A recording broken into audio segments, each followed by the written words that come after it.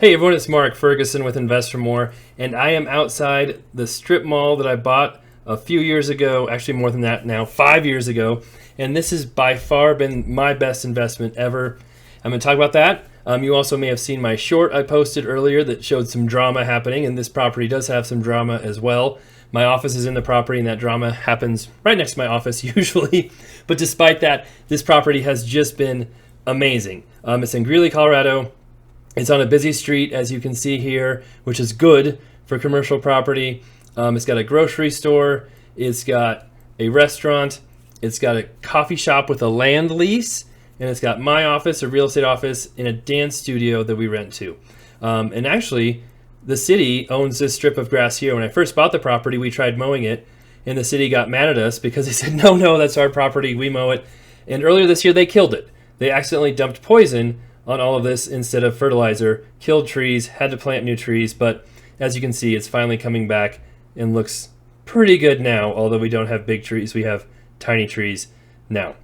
Now we also re-seal coated our parking lot recently, restriped it, it looks way nicer, filled some potholes. There were some nasty spots that were dug up and completely redone. That's the restaurant. We did some stucco work on the outside of there, painted it, made it look nicer. So we have done some stuff to improve the property, but the value, the appreciation, the value add has just been incredible, and I wish I had 10 more like it, but they're not easy to find.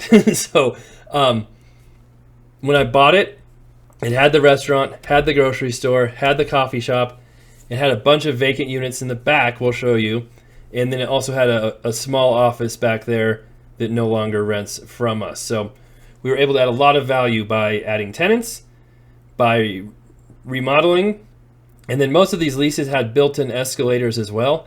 And the grocery store lease we actually redid and increased the revenue on that quite a bit. It was incredibly low when we bought it. The grocery store knew it, we knew it, the seller of the property knew it. So that was another way we were able to add quite a bit of income. And we have refinanced the property, so we'll talk about that as well. Took cash out. Right now, honestly, this property is like an infinite return because we took out more cash than we put into it, and we'll talk about that as well. So there's my office right there, and the office used to be the labor ready where the garage is. So they had a small office right there. Their lease was up. We did not renew their lease. I built the garage there, and then the dance studio took over some of their space as well. So here is the drama I was talking about this morning, actually. I came into the office and saw this pile of trash. I'm like, oh, that's nice. Wonder what's going on there. And so I took a look at my cameras to see what's happening. Obviously, someone dumped their trash here or did who knows what. But when I looked back at my cameras, there's our dumpster right there, really far away. I know it's hard to, pick up after yourself, but nobody's in there. That is always a concern too. We've had people in the dumpster. We've had people yelling at kids from the dumpster too. And it's a little kids dance studio, not an adult dance studio. So I try to make it safe, take care of it from our tenants. We've had someone break into our office before. That happened about a year ago. Had lots of videos on that, if you might remember. And had stolen cars dropped off in our lot. Lots and lots of drama over here, but it's all been worth it. So someone came by on their bike last night at 3 a.m. I think they picked up a bag of trash out of the dumpster, dumped it out, sifted through it for 20 minutes, then left, I guess. So interesting stuff that goes on around here, but you can see them right here. They're walking back and forth quite a bit by the dumpster. Who knows what they're doing, and eventually they got on their bike and rode off and left us alone. All right, so when I first bought this property, this is what one of the back spaces looked like, and I paid $2.1 million for this property. I actually bought it with a partner. We split it 50-50, put in money 50-50, and got a loan on the property for 75% of the purchase price. So this is what this space looked like where the dance studio is now. Incredibly different. But this was where my office was in 2018. I used to work at Pro Realty. I told my managing broker that I was moving. I started my own office. I gave him some notice. I gave him some time. Basically, he gave me 10 days to move and fired me. So we had to move into here very, very quickly. I got my broker's license in 10 days, and I started Blue Steel Real Estate. And you can see it was a mess. There's lots of cubicles, lots of stuff that you would think would be worth something. It's not. And there's just a huge maze of weird offices and stuff that didn't make sense. But it was still a neat space, and it was a lot of fun. Actually, quite the experience moving in there, starting my own office. Luckily, my entire team, well, minus one person, came with me to the new office. One person stayed behind in Pro Realty. So that was the start of this office. And when I bought this building, rents were about $20,000 a month. So I was able to get this listing as kind of a pocket listing. Another broker had it for sale, talked to me about it. I let him represent me, and we got a pretty good deal doing that. I think they're asking 2.25. I offered 2.1. They accepted it. Then during our inspection, there was some drama a little bit because we asked for some roof work, some other stuff to be done, and the seller said, no way, I'm going to cancel the deal. I don't want to do any of it. And that was a little bit tough, but we ended up I talked to the seller directly, got it worked out, I bought the property. And this is what that same space looks like now, the dance studio, after we remodeled it for them. So slightly different than it was before. And this happened a year and a half after I bought the building that we were able to remodel this. So we'll talk about all the leases and the money coming in. But I was able to get the deal, bought the property, and boy, that would have been horrible if we had messed up the deal and not gotten it, because it has been an amazing deal, as you will see. And like I said, started my office there, and we moved in temporary to this space that I just showed you before while we were remodeling the other space, which I'll show you here in just a second. So we probably spent $100,000, maybe a little more, remodeling the space for the dance studio. And like I said before, we actually did part of the space for them. And then I had a golf simulator behind their space that they weren't using. And then when the Labor Ready company moved out, we took half of that space in the golf simulator space and added it to the dance studio, remodeled that space for them as well because they were running out of space and needed more room. Then I took the other half for my garage. Now, we've had to do some maintenance and different things over the years on this property, but the leases are triple net on it. So what that means is that the tenants pay a lease rate, and then on top of that, they pay triple net fees, which are basically fees for utilities, maintenance on the building, the parking lot, management, things like that. Now, the triple net was extremely low on this building when I bought it, like $2 a square foot, where other comparable properties might be $4 or $5 a square foot for the same kind of triple net. So that triple net definitely was not covering all of the expenses on the property, but it came close to it. But still, it was a really good deal for us as far as having rents come in that were $2,000 or $20,000 a month when we bought it for $2.1 million. So the property met the 1% rule, which is almost impossible to find anywhere now, and especially at this time too, same way. And there was value add opportunity on top of that to rent these spaces. So we collect triple net from the restaurant, the dance studio, my office pays rent as well, and the grocery store actually takes care of all of their own maintenance, pays all of their own utilities, does all of their own work. So the grocery store, if the roof goes bad on there, they're actually responsible to fix it themselves, pay for it, all of that. Now, we redid the parking lot, we put different light bulbs in the parking lot, things like that. And we'll always ask the grocery store, hey, we're seal coating our side of the parking lot. Do you want us to do your side too? We're changing lights out on our side of the parking lot. Do you want us to do your side too? And they almost always say, yes, please do ours too. And then they just reimburse us for that cost that we incur when that happens. So that's even better than triple net, because basically we don't have to do the management or make sure those fees are right and cover everything. They just pay for all of it directly. The coffee shop has a land lease, which means they, and this is what my golf, or what it looked like before back here when I had my golf simulator back here. Some of you may remember that from way back when, but it's kind of a maze to get back here. And then, we had this room back here. Like I said, most of this was torn out and completely changed, but yeah, it was an interesting building. But like I was saying, the coffee shop has a land lease, and that is where they just rent the land. So they pay their property taxes directly, any insurance on their property, any utilities, they all pay those directly too. They built their building, they built that little, drive-through. All of that is theirs. And if they wanted to, they could pick that all up and take it with them and then give us back the land. And that's actually a separate parcel, separate lot. If we really wanted to, we could sell that separately. But it was all included when we bought this property from the very beginning. So what you're looking at are just more of the offices that were in this back space. Like I said, they went on and on and on. And honestly, or no, sorry, this is the labor ready space. This is where the labor company was, and then they moved out. And this is the spot we turned into my garage, and then more room for the dance studio. And I had some fun throwing large, heavy objects through one of the walls a few years ago. And some of you might remember that video as well. And that's what all those are. And yep, that wall right there. So this turned into my garage, which we'll show you here too. But let's take a look at Blue Steel Real Estate in the before and after on that.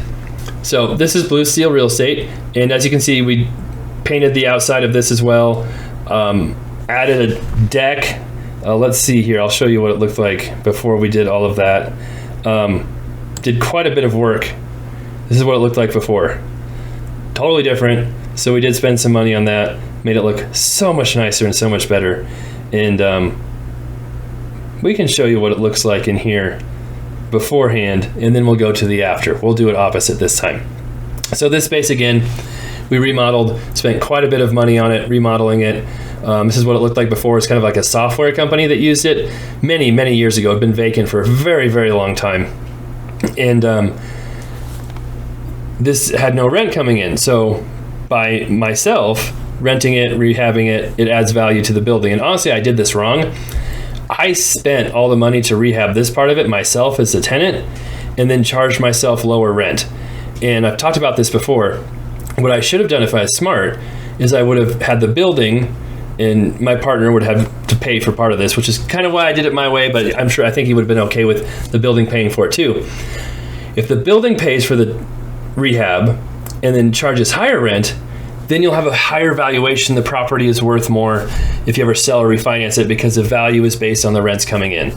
So if you have a choice as a landlord to let the tenant make repairs and charge lower rent, or have the landlord make repairs and charge higher rent, is usually better for the landlord to make repairs, charge higher rent if they can do that, because it makes the building more valuable, easier to sell, and easier to refinance as well.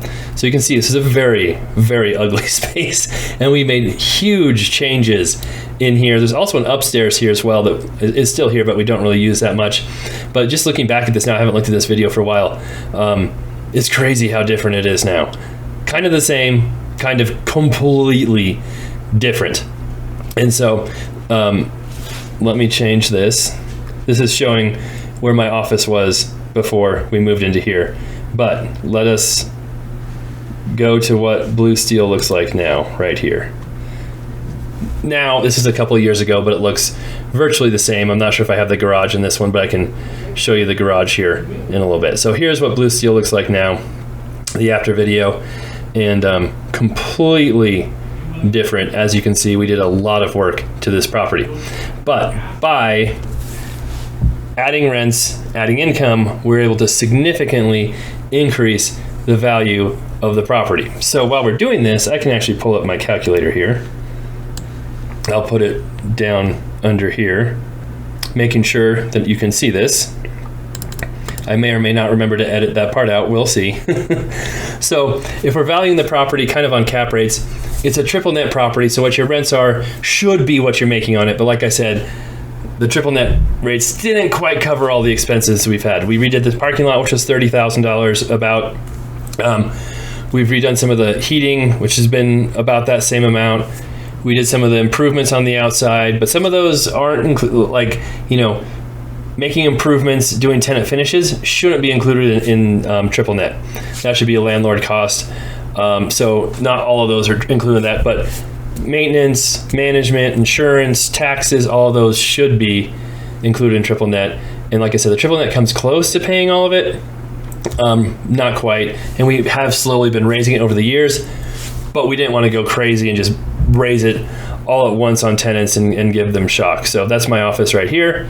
It looks pretty close to that. There's more quarters in it now. I don't have any plants anymore. I don't know what happened to those. A few more random things. But yeah, it looks pretty similar.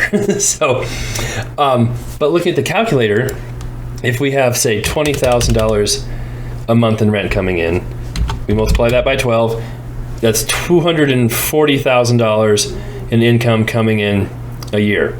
Now, if you value the property, say, an 8 cap, you divide it by 0.08, that's an 8% cap rate, and that would make it worth $3 million. The crazy thing about this property is when we bought it, properties weren't selling at an 8% cap rate. They're selling at like a 6 or 7, which means it was worth way more than even, oh, Justin, he got in the video. There's a door right there right now, by the way, too, where my garage is. But this property was worth so much more than what we bought it for. It is crazy. So now cap rates have gone down since then. I bought this in 2018. But yeah, I got spoiled. I got so spoiled by this property.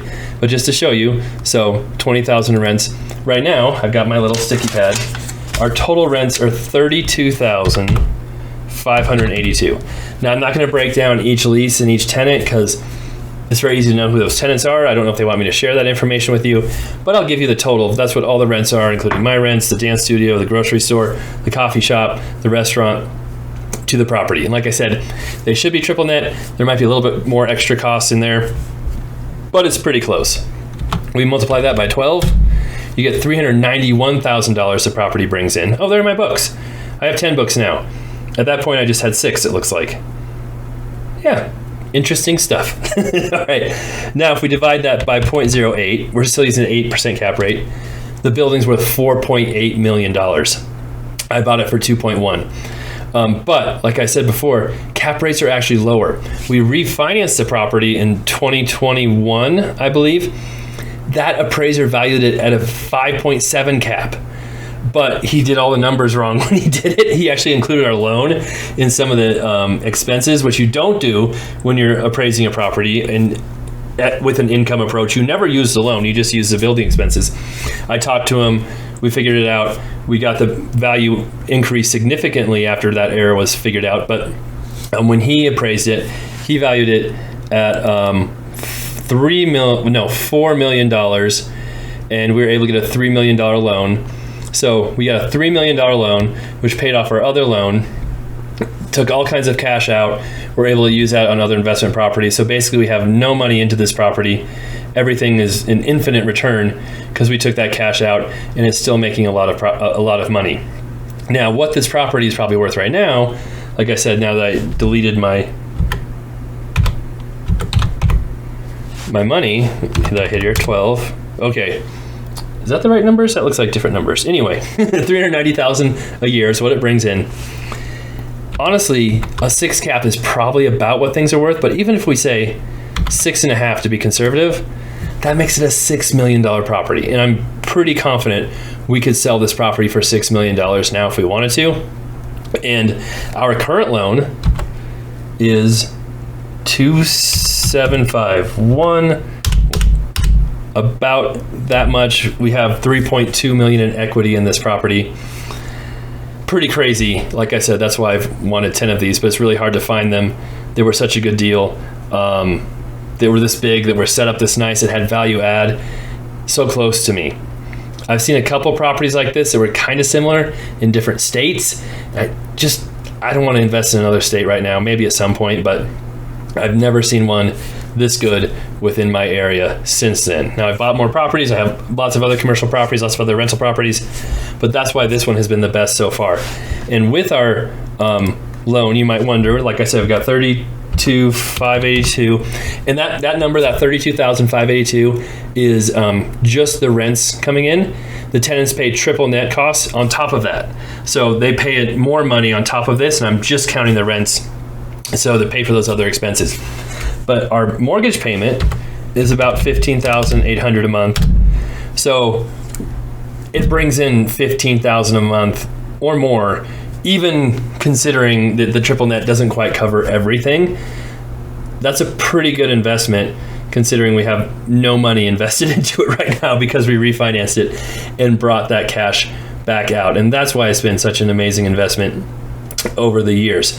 Now, every month too, this is interesting. We have that much money, you know, basically coming in every month, and the tenants pay here like clockwork. Almost $7,000, $6,932 in principal was paid off this month. So not only are we bringing in $15,000 a month in cash flow, we're paying the loan off about $7,000 a month as well, because it's such a big loan and you pay so much interest off of it. Now, when we refinance, interest rates are very low. We got a nice rate locked in. Now it's a little tougher, but you can start to see why this is definitely the best investment that I've ever had or ever made, and why I wish I had many, many more of them. But again, it's tricky. It's not that easy to just find these and buy them. But this video is making me want to look for them again and find really good deals like this, because yeah, it was crazy. But you can see we did a lot of work in here, painted, took out the cubicles. The floors, if you're wondering, are just concrete with epoxy over them. We did hardly anything. We didn't even sand them really. Just cleaned them up, put epoxy over them. Some people love them, some people hate them. I think they're fine. And we redid the kitchen, added that, did so many different things. Now I have a fish tank. I'll show you that here too, just an update on what it looks like right now. But this is our building. So even though we've had some drama, some craziness, I'm okay with it based on the return and the money that this property brings in. So here is what our office looks like now. Pretty similar, a little bit of differences. We added the fish tank. I had saltwater fish tanks for a long time when I was younger, and my wife had me get rid of them when they almost started our house on fire twice. But I know better now how to take care of them, so that shouldn't happen again. And then here is the garage where we added the garage, the door, etc. And right now it's a little bit crowded because my truck's in there. So I've been driving the Audi last couple days because the taillights of my truck aren't working right. And it gets dark so early with daylight savings time that when I pick up my kids from dance or leave the office, I want working taillights. So I managed to cram it in here with my other cars, and I've been driving the Audi since it has working lights, and I can still pick up my kids and take them places and go home and all that stuff. There are some of the coin boxes for the new laundromat that we'll get in there soon. I just heard the change machine is done, so that's fantastic news. Next week they're starting on more machines, so that'll be good. There's my Mustang 5.0 that was my daily driver for many years. My 94 Supra that was a dream of mine for many years. My Porsche 928 I've had for a long time. And then yeah, the truck is my daily driver right now, and didn't think I was going to get it in there, but it did fit, barely. So that's the office now. That's the building now. The rents, we were able to increase the rent significantly by adding spaces and renegotiating the grocery store lease, and they actually came to me to renegotiate it because it was ending. They wanted to stay. They've been great to work with. Our tenants have been great here, and a lot of people say commercial is dying. Not this type of property. There's definitely some commercial that is in demand for sure, and some to be careful of, like malls or giant office buildings. And there are some garage door openers we got on Black Friday. And we also rent some of our back offices, well, one office, to kind of a third party, someone I know, who pays us, I think it's $400 a month for rent in one of those offices. We used to have a lender there. They left after rates got so high. This is kind of a satellite office. There's where I do a lot of my videos. And they went back to their home office. But that's the building. Definitely my best investment. I need more of them. So let me know what you think, and we'll be back with many more videos.